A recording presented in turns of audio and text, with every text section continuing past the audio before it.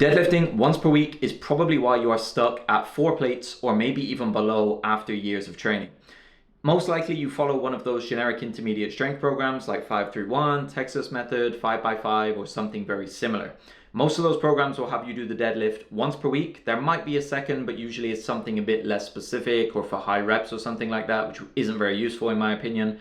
And at the minute, you just try to force weight on the bar every single time that you do your deadlift once per week. You just add 5 pounds, but things get progressively harder week after week. You end up failing reps, things are really grindy, you have to keep stepping back and resetting things. And you probably think that the deadlift is the problem. It's too hard to recover from. Maybe your recovery just isn't great. And you definitely couldn't deadlift twice per week because it would just beat you up way too much and be too hard to recover from.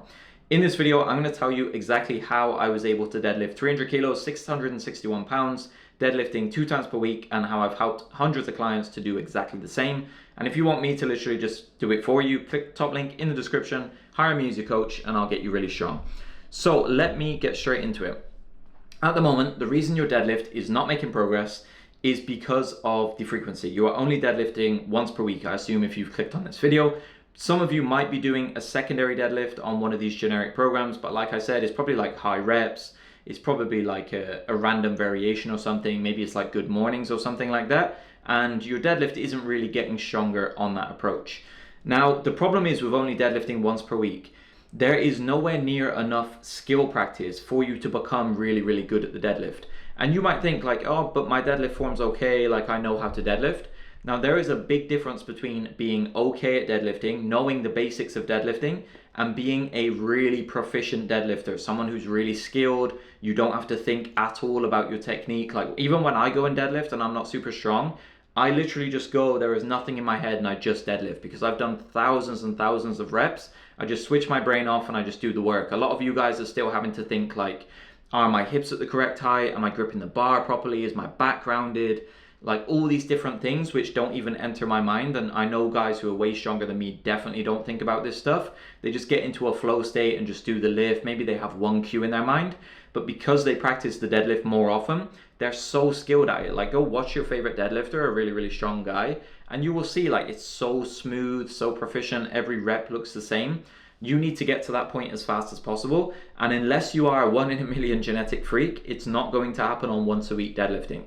Just look at any other sport. Like, do you think Cristiano Ronaldo would have been as good of a player if he only practiced football or soccer once a week? Or would Usain Bolt be as fast as he is practicing once a week? Most likely not, right? Now, another problem is all of your deadlifting currently is really hard, really heavy, is close to failure. That is the main reason why you can't deadlift more often. You think that the deadlift is just this really like uniquely fatiguing lift that just beats you up way more than any other lift. And I'll always see that said on the internet, like the deadlift is like the big, really hard one to recover. But have you ever considered like just take some weight off the bar and it's less it's less fatiguing and easier to recover from? Like sure, if you've got 90% of your max on the bar or you've got 80% on the bar for a set of 5 near failure, yes, that's going to be very fatiguing. But how about if you have 50% on the bar? If you're a 4-plate deadlifter and you've got 2 plates on the bar, is it fatiguing? Is it really hard? Or is it a case that it's not just the exercise, but it's the weight that you're putting on the bar? So right now you're doing like 5 sets of 5, 80% bone on bone grinder every 5th rep that you do. What if you just scaled that down and then you added in a secondary deadlift day? So instead of a 5x5, you did a 2x5 at a lower percentage, and then you could do the second half of that on a secondary day. You get 2 chances to practice technique, to accumulate stimulus, and therefore you'll get stronger. My recommended approach would be that you take that 5x5 and you chunk it down into a top set back off. So instead of 5x5 at 80%, you do 1 set at like 80% or above. That would be like a 1 to 3 reps at 80% and above. And then the back off work, you do maybe 3 sets of 5 at 60%, much lower intensity. That top set is the skill practice that's very specific to a 1 rep max. It's low velocity, it's heavy weight on the bar. Then the back off work is the stimulus that drives that adaptation, but it doesn't come with so much fatigue. And a lot of you guys who are watching this don't realize that training close to failure on the compound lifts, it comes with not only fatigue, which is obvious, but there is some degree of muscle damage, and it also impacts your motor learning. And what I mean by that is when you do these really hard sets near failure, you literally reduce your ability to develop motor learning, or demonstrate your coordination. Meaning that if you do a really hard 5x5 on the deadlift, the next time you come to deadlift, most likely your motor learning is going to be poorer, your coordination is not going to be as good, and your technique will be worse. So you will just be practicing poor reps over and over again. Whereas if you did something a bit more submaximal, like I'm recommending, you don't take on this fatigue and muscle damage, therefore you recover, and you can actually, motor learning occurs in this period between exposures. You get better at the movement and therefore can actually get stronger. So there are so many benefits to just scaling down this intensity. Now, again, this training that you're doing right now is having you so beat up, so tired, so fatigued. Not only is that negative for performance, but you just don't want to feel like that outside of the gym either. It increases injury risk, it decreases your mood, you're going to get back tweaks all the time, your back probably hurts, you wake up in the morning stiff and tired. That should be evidence enough for you that this training that you are doing is too much stress. It's just way too much stress, like it's too intense. You are not recovering from it, so do something about it and change it. And because of this, because it's so hard and so fatiguing, you've got this idea in your mind now that you can never deadlift twice per week. And I guarantee you'll probably even see on the comments on this video where some older guy is going to be like, oh, like I can't deadlift twice per week, it's way too hard. But it's just wrong thinking. Like, I guarantee you, if I gave you a light enough deadlift on a secondary day, you could do it. If we did your primary deadlift day and then your secondary day was one set of 3 with 135 pounds on the bar, you could do it, and you just deadlifted twice a week. And you'd probably be like, oh, but what's the point of that 135? It's not enough. So easiest way for me to explain, I've used this analogy before, you're all familiar with like concepts of like video games, Call of Duty and stuff like that, where you need to like accumulate XP to level up. Now let's say for you to level up to a 405 deadlift, you need to accumulate 100 XP over the course of a training week. At the minute, you're trying to get all 100 points on one day, but you can't do it because just physiologically, you cannot accumulate all of that work in one day. Your body just won't allow you to do it all. So instead of trying to get all 100 points on one day, just break it up 50-50. So you deadlift twice a week, 50 points here, 50 points here, and then you get stronger. Or you could just do like 80 points here, 20 points here. This 20 points might represent that one set of 5 at 135 pounds, for example. It's all stress. It all contributes to you getting stronger. Doesn't matter if it's really hard, really heavy. Harder training does not equal better training, okay?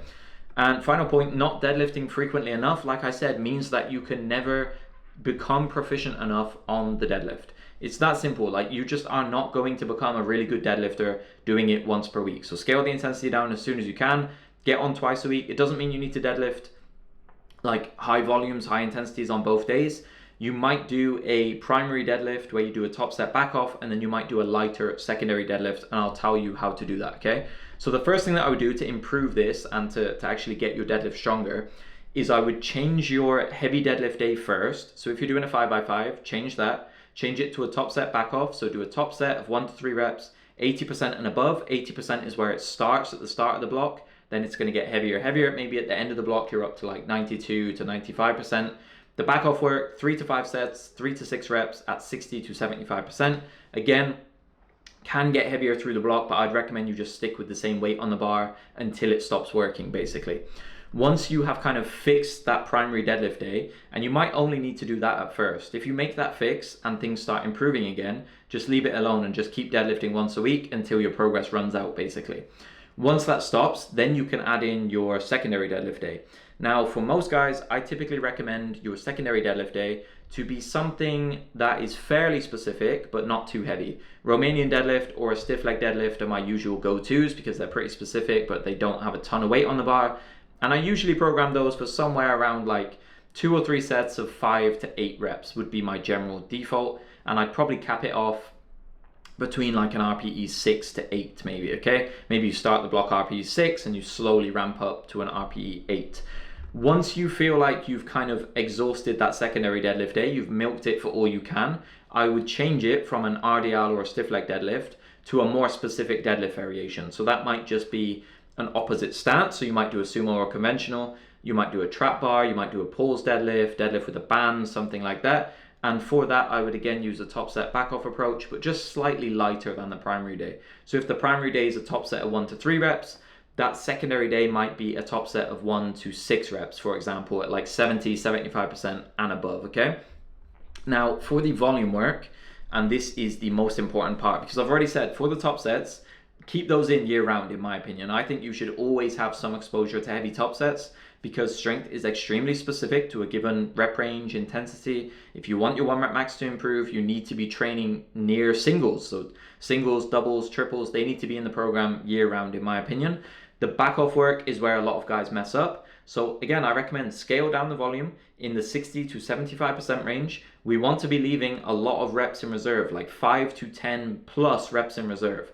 Now that doesn't mean you should be taking this stuff easy. You need to be moving this stuff fast, focusing on very fast bar speed. But these top sets serve as low velocity skill production. They're very specific. They build confidence. They benchmark performance. The back off stuff is just the stimulus that's going to drive the top sets up. So think of these back offs just as stimulus. It doesn't matter what weight is on the bar. It just matters how intense they are, how much stress they deliver, okay? And this combination I've given you, like 3 to 6 sets of 3 to 5 reps, 60 to 75%, that rep range for everyone is always going to be fairly easy with a lot of reps left in the tank. So I recommend you set your volume work up that way. Keep the weight on the bar the same until you need to add more, okay? Final point, just no failure training on the deadlift ever. You never need to train the deadlift to failure. I can never really think of a good reason why you would, unless you're maxing out. Obviously that's the only time, the only kind of exception. Otherwise, there's just absolutely no point. You get enough stimulus training at RPE 7, 8, 9. When you get to an RPE 10, there's probably a tiny bit extra stimulus, but the fatigue just goes through the roof. It's just like, it's not a good trade-off at all. And you know from your experience, if you're regularly hitting failure on the deadlift, it's brutal, it feels horrible, and your performance will tank in the subsequent sessions and maybe even weeks of training. So just don't do it, there's no point. So a couple pro tips to close out the video. You can go apply these to your own training, literally improve your deadlift programming today. First pro tip, I think lighter is always better on the deadlift. So if you're right in your deadlift programming and you're a bit in doubt whether to go like lower, higher intensity, just always go lower, because you can always just start lower and then just add more. If you start too heavy, too high a percentage, it kind of messes up momentum when you have to like go back, take weight off the bar and stuff like that. So just start lighter, start at the bottom like 60% and then slowly titrate it up based on your response. Another pro tip is alongside your deadlift strength programming, I highly recommend that for your bodybuilding accessories, so things like your rows, your lat pull downs, stuff like that, just do it all chest supported. Like take your lower back out of the equation, because a lot of guys will do this really hard deadlift programming and then they're doing really hard back work as well, like heavy bent over barbell rows, dumbbell rows, they're doing like good mornings, other hinges, and your back is just going to be destroyed. That's why your back is always in pain. You can never deadlift consistently. So just always have a chest support. Like do your rows with a chest supported pad, do lat pull downs with your thighs fixed and stuff like that. Just save your lower back recovery for the deadlift if that's your main goal. Final pro tip is no other heavy hinges. So if you are deadlifting twice per week, based on my recommendations, for the vast majority of you watching this video, I would say 90-95% of you, you don't need to do any other hinges in combination with that. So you don't need to be doing hip thrusts, RDLs, good mornings, stiff leg deadlifts alongside your deadlift programming. So let's say you're doing deadlift and RDL, don't add in a bunch of other hinges as well. It's just too much. I've coached a lot of guys. I've never had that approach work. Maybe for some of you, like for the odd individual, yeah, you might need some back extensions or a hip thrust or something. But in the majority of cases, just do your deadlifting, do your back work, chest supported, and then just leave the heavy hinges for other periods of training. So thanks so much for watching this video. I really hope that it helps you to improve your deadlift. If it does help you to hit like 4 plates and above, come back to this video and comment. Leave any questions down below as well that you want me to answer. I have a free training program here that incorporates the deadlift. You can go run that one, apply it to your own training. Thanks so much for watching. Until next time, I'll catch you in the next video.